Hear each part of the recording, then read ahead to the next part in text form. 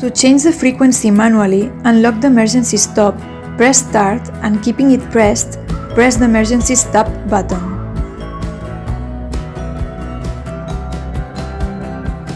From this moment on, you will have 1 minute to enter the new working channel. In this case, we press 5 times on the units button and 4 times on the tens button.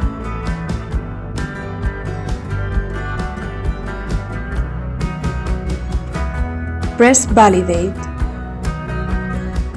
Once this is done, the working channel will be displayed, which in this case is channel 45. To change the frequency automatically, unlock the emergency stop, press start, and keeping it pressed, press the emergency stop button.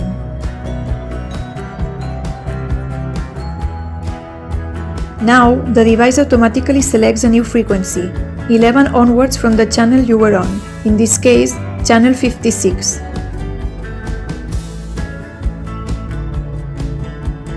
Thank you so much for watching this video.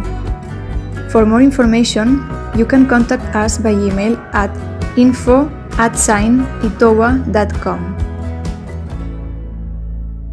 You can follow us on our social networks to keep up to date with our latest news.